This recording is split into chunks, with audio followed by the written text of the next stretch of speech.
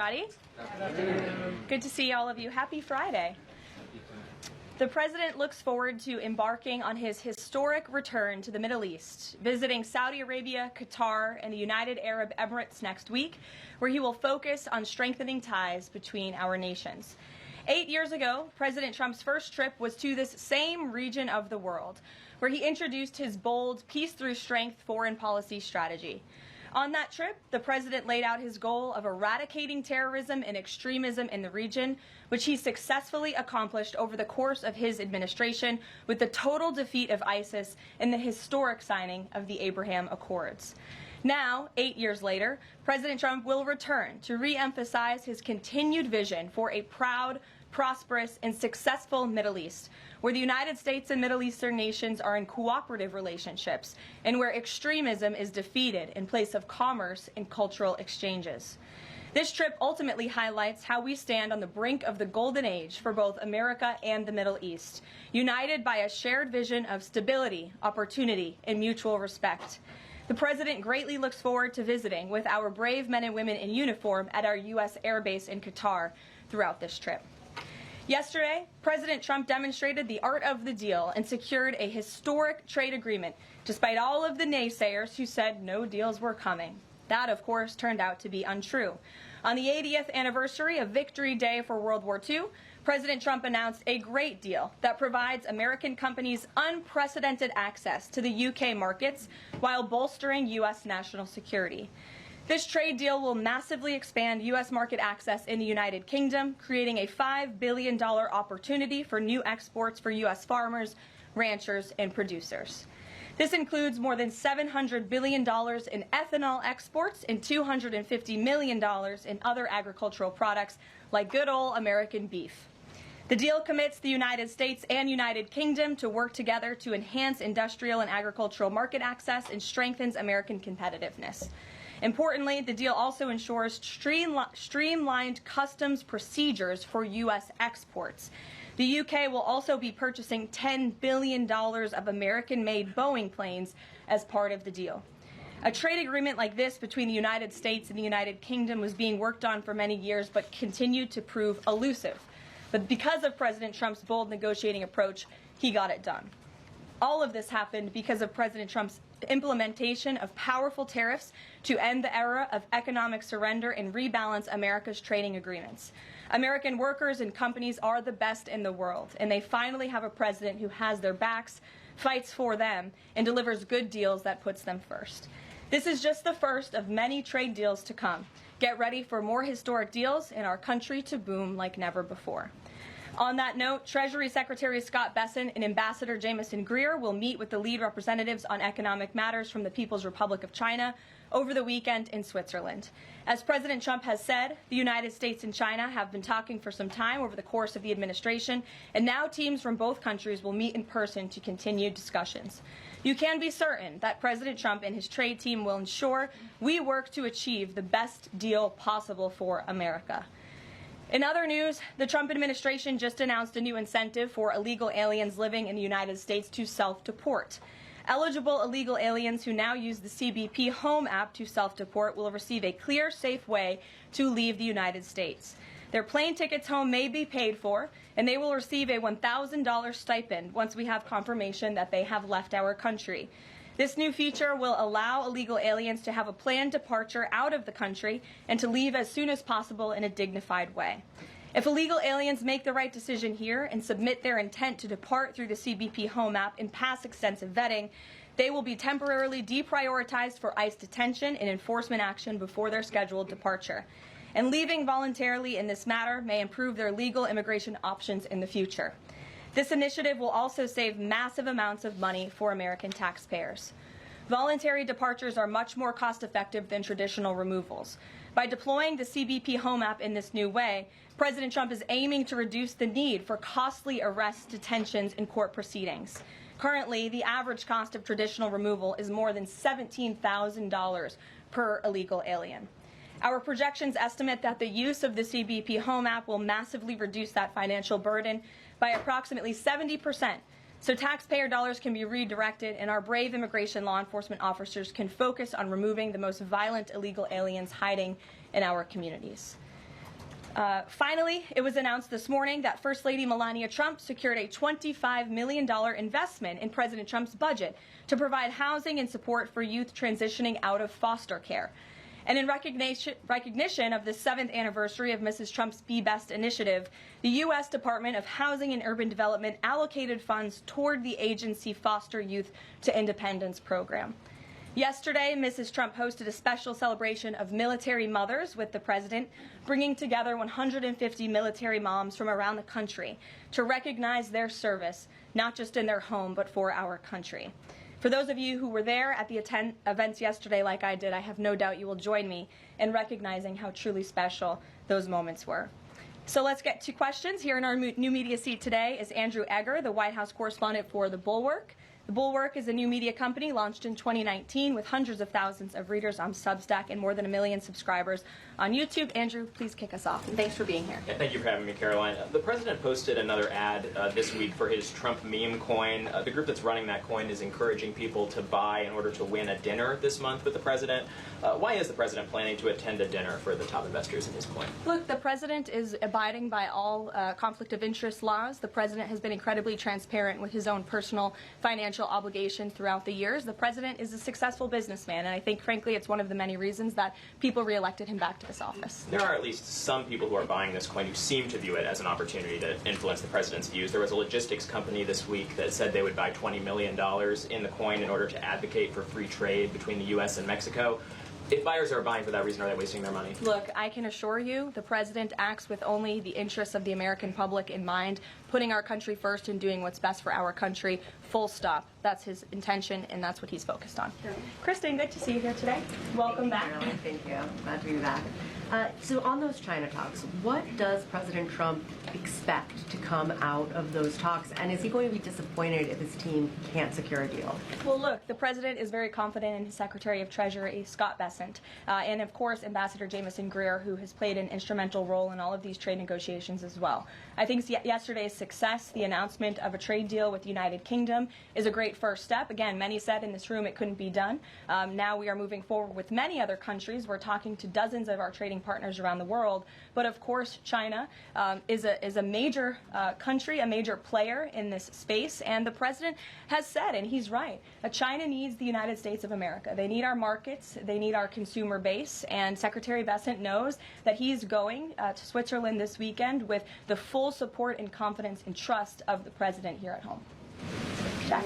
Thanks very much, Caroline. Two questions. First, can you give us an update on U.S. efforts to mediate or have an impact on the conflict between India and Pakistan? Sure, I absolutely can. This is something that the Secretary of State and, of course, now our National Security Advisor as well, Marco Rubio, has been very much involved in. The president has expressed he wants to see this de-escalate as quickly as possible. He understands these are two countries that have been at odds with one another for decades, long before President Trump was here in the Oval Office. However, he has good relationships with the leaders of both countries, and the Secretary of State, Marco Rubio, I spoke to him just yesterday. He has been in constant communication with the leaders of both countries trying to bring this conflict to an end. Just one other question. Yesterday, we saw the news of the new Pope.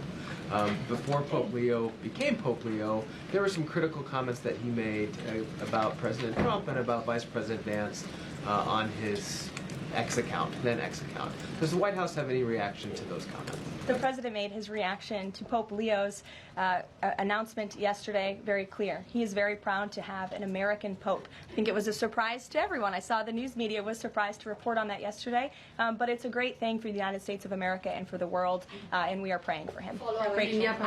Thanks, Caroline. The president has been pretty firm on keeping these 145% tariffs in place on Chinese imports. Today, via Truth Social, he said that he'd be possibly open to lowering those to 80%. Why the change, and how did the president land on 80? The president still remains with his position that he is not going to unilaterally bring down tariffs on China. We need to see concessions from them as well. And again, that's part of the reason that Secretary Bessent is going to talk to his Chinese counterparts this weekend to start those discussions in person. As for the 80% number, that was a number the president threw out there, and we'll see what happens this weekend. And always in the effort of transparency, I'm sure you'll hear directly from the Treasury Secretary or the president after those negotiations conclude. Jackie. Thank you, Caroline. Why did the White House announce this deal with the UK before all of the details were finished?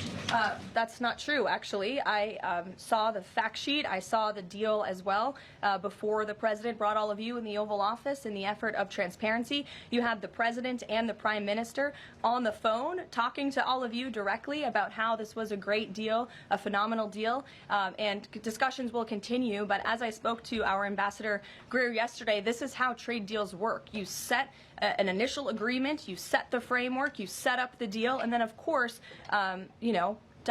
T's have to be crossed and I's have to be dotted. But this deal is a good deal, and the numbers are determined, and all of the market access that I just discussed will remain. Does that mean that the 10% baseline is going to still be there at the end when all of the other details are ironed out? The president is committed to the 10% baseline tariff, not just for the United Kingdom, but for his trade negotiations with all other countries as well. Permanently, even after the deals are done, like that is going to remain. The president is determined to continue with that 10% baseline tariff. I just spoke to him about it earlier. Stephen. Thank you, Caroline. I'd like to ask about New York and about a personnel matter. On New York, the mayor, Eric Adams, is here today. Could you tell us anything more about the visit, who initiated it, what they're talking about? And also, is there any comment from the White House on the air traffic control issues in New York? All I will say on Mayor Eric Adams is that he requested a meeting with the president, and the president was willing to take it. If the president wishes to discuss his private meeting afterwards, I will let him do that himself. Yes, I'm glad you asked about the FAA. There was a glitch in the system this morning, especially at Newark Airport, as you all know. I spoke to the Department of Transportation. That glitch was caused by the same telecoms and software issues that were raised last week. Everything went back online after the brief outage, and there was no operational impact. DOT and the FAA are working to address this technical issue tonight to prevent further outages, as well as install new fiber from Newark Airport to Philadelphia. And the goal is to have the totality of this work done by the end of the summer. I want to add that this outage at Newark Airport speaks to why the Secretary of Transportation yesterday made a massive announcement in investing in our aviation safety and our telecom system. There's a 4-part infrastructure plan that was released by the Secretary of Transportation yesterday to improve communication, surveillance, automation, and their facilities. They want to replace the antiquated telecom systems with new fiber, wireless, and satellite technologies, replace more than 600 radars, which have gone way past their life cycle, and address runway safety. They want to build 6 new air traffic control centers for the first time since the 1960s and replace towers as well.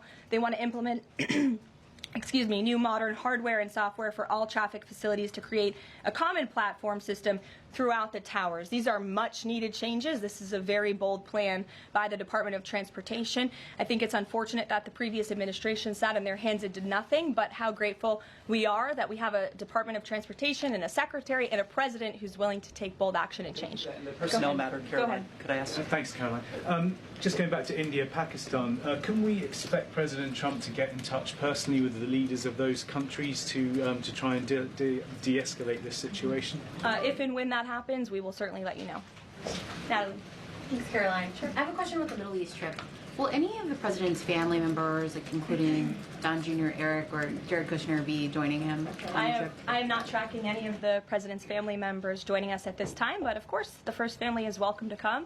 I hope they would. They're great people, great to be around, but I'm not tracking them on the manifesto. And given that you noted he is a successful businessman, do you know if the president has any plans to meet with any of the folks involved with any of the family businesses over there, or see any of the sites that are going to be Not to my knowledge, and let me just get to the premise of your question that both of you have raised. I think it's frankly ridiculous that anyone in this room would even suggest that President Trump is doing anything for his own benefit. He left a life of luxury and a life of running a very successful real estate empire for public service, not just once, but twice. And again, the American public reelected him back to this White House because they trust he acts in the best interests of our country and putting the American public first. This is a president who has actually lost money for being president of the United States. I don't remember these same type of questions being asked of my predecessor about a career politician who was clearly profiting off of this office. That is not what President Trump does, and this White House holds ourselves to the highest of ethical standards. Phil. Thank you. There's this Reuters report that the U.S. is in talks with Israel about an American-led post-war administration in Gaza. Is that accurate? Are these talks ongoing? We are in constant communication and dialogue with our counterparts and our allies and friends in Israel. Ron Dermer was here at the White House yesterday meeting with members of President Trump's team. As for the situation in Gaza, the president and his entire national security team have made it very clear we want to see the hostages released from Gaza. That is a priority for this administration. As for what that looks like, and even moving beyond that, I'm not going to get into the details of plans that frankly may or may not have even been proposed, but I can emphasize what the president holds closest in his heart right now, and that's the release of all of the hostages in Gaza. And then there's been some conservative pushback to some of these salt tax, the salt tax cap. For instance, Majority Leader Steve Scalise said that bringing back the state and local tax deduction would essentially mean, quote, 45 states are subsidizing 5 states that have very high taxes imposed by leftist governors. Is he wrong? Is it fair to ask red Indiana to bail out blue New York? Well, look, this is an ongoing discussion on the Hill. There's a lot of disagreement on Capitol Hill right now about the SALT tax proposal, and we will let them work it out. As for the tax provisions in the reconciliation bill, the priorities of this president, he has made them incredibly clear. No tax on tips for our hardworking service workers, no tax on Social Security for our well-deserving seniors who have worked their whole lives to pay into this system, no tax on overtime for hardworking Americans as well, and there's a plethora of other priorities the president wants to see in this bill. Anyone who opposes this bill will be opposing the largest tax cut in American history. They will be voting to raise taxes by the tune of $4 trillion on the middle class of this country, and we look forward to holding them accountable for that. Everyone on Capitol Hill on both sides of the aisle should be supportive of the president's tax priorities. Follow up on that? Go ahead. Sure. Go ahead, and then I'll go to your follow-up. Thanks, Caroline. I want to follow up on the Truth Social post. So the president's saying 80% tariffs could come down. Just an announcement would be enough to lower those tariffs. Is that what he's looking for from the Chinese concessions? That's not what the president said. He said that an 80% number may sound good to him, but again, he's in constant contact with our Secretary of Treasury, who will be leading these negotiations this weekend. And historically, the Chinese have made the meeting itself a win. What does a win look like out of these meetings for the president this weekend? A good deal for the American worker and the American people. Go ahead. Thanks, Caroline. Yeah, back to the reconciliation bill. Can you just clarify the president's position, though, a little bit specifically on the tax issue? Because in his Truth Social post, he said this morning that he would accept even a tiny tax increase for the rich, but then says Republicans probably shouldn't do it, but I'm okay if they do it. So what is it that he wants? Does he want them to increase the tax rates? The president wants tax cuts, the largest tax cuts in history. He wants to extend his historic tax cuts from 2017, and he wants to see all of the other tax priorities that I just laid out for you included in this bill as well. As for the policy proposal you're talking about, the president has said he himself personally would not mind paying a little bit more to help the poor and the middle class and the working class in this country. I think, frankly, that's a very honorable position. But again, these negotiations are ongoing on Capitol Hill, and the president will weigh in when he feels necessary. Encourage them to have a higher bracket for top earners. The president has made his personal position on this matter clear. Michael. With Chair Smith and Caroline, Speaker ahead of Johnson. the The president's in constant communication with leaders on the Hill. Ahead of the Go ahead. president's trip to the Middle East, he's mentioned he wants to rename the Persian Gulf the Gulf of Arabia. Iran is now saying that doing so will bring the wrath of all Iranians. Can you talk about the support that the Gulf of Arabia has in the region and why this is important to the president? Well, first of all, the president has said he hasn't made a determination yet. That was in the news that you guys all asked him about it, and he said he wasn't quite sure. So he hasn't made a definitive decision on that yet. And secondly, Caroline, the president has shown support for South African refugees that are coming to the United States next week. Can you talk about what these refugees are fleeing and why this is a priority for the administration? Well, the president has actually signed an executive order on that matter. My office can get it back to you, Michael. But this group in South Africa has faced racial persecution. In fact, the government there has vowed to take away their farmland that they own. And so the president has talked significantly about this. As for further details on refugee claims and asylum claims, I would defer you to the State Department. Can I follow up on that? Go ahead. No, in front of you. Thanks, sorry. Thank you, Caroline. Does the administration have any response to the news today that a federal judge has ordered the immediate release of Ramesa Ozturk from detention, and particularly his comments that the government submitted no evidence other than an op-ed that Ozturk wrote last year? I will have to check in with the Department of Homeland Security on that particular case, but I think our overall feeling, we've made quite clear that lower-level judges should not be dictating the foreign policy of the United States, and we absolutely believe that the President and the Department of Homeland Security are well within their legal rights to deport illegal immigrants. As for visa revocations, the Secretary of State has the right to do that as well. It is a privilege, not a right, to come to this country on a visa. But I'll check in on the specific case. My office will get you details. Sure. Caroline, yesterday the administration appears to have started dismantling the Consumer Product Safety Commission. This is the federal agency, an independent one that does recalls and is responsible for product safety. Does the administration not believe that it's important, to keep toys and cribs? I mean, you're a young mom, off of the product of the market.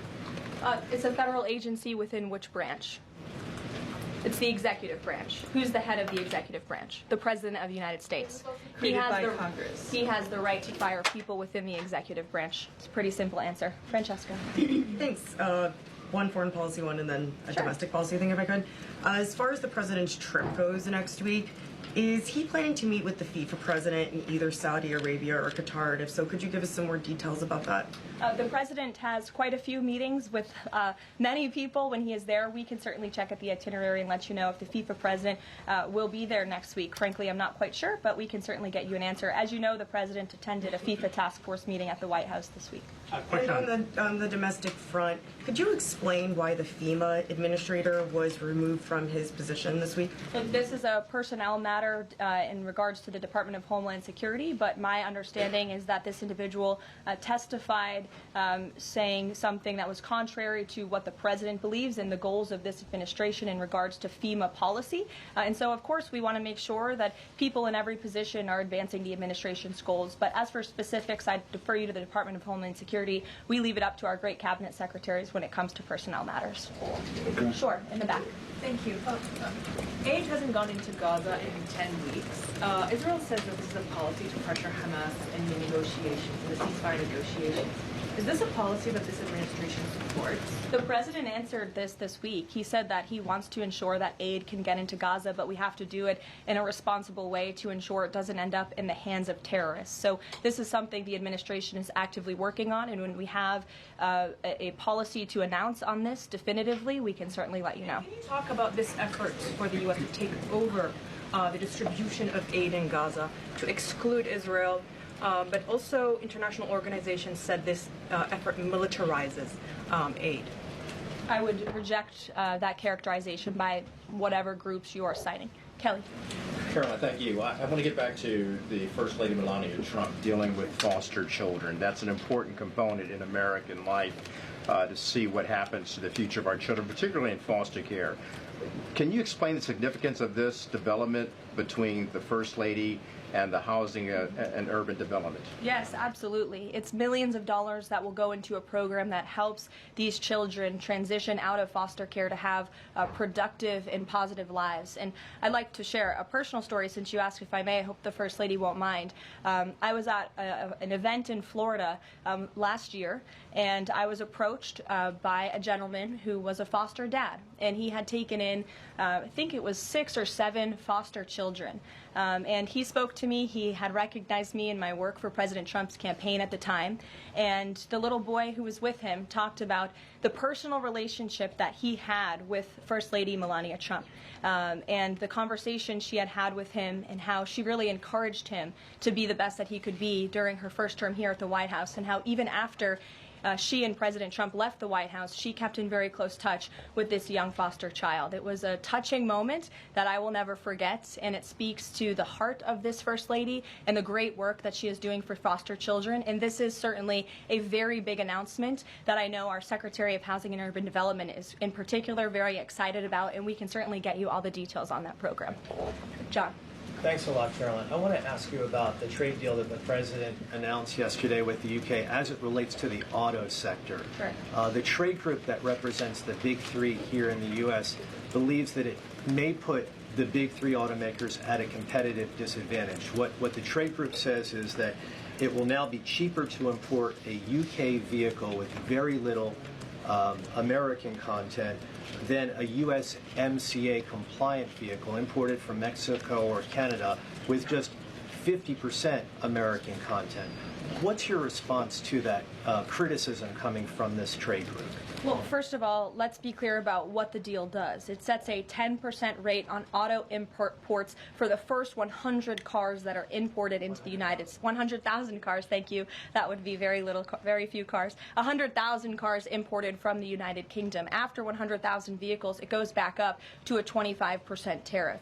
And as for our U.S. auto manufacturers, our auto industry, the president wants to put them on the best pedestal to compete. And by the way, if they produce vehicles right here in the United States of America, they will face no tariff at all. I would argue of any industry, the president has spent more time talking to and listening to the concerns of our auto industry here at home. He hears them, he believes in them, he wants to see them produce their vehicles here in the United States of America. This is a good deal for them too. Is this a model for European and Asian vehicles as well, what we see coming out of the UK trade deal with the US? Look, all of these deals are going to be tailor-made. The president has said that from the beginning. It's very apropos that the first trade deal was announced between the United States and the United Kingdom, one of our oldest and greatest allies, but each country has unique concerns and challenges in terms of American industry. We need to open up markets in every single country, and obviously the needs are unique, so our trade team is looking at each country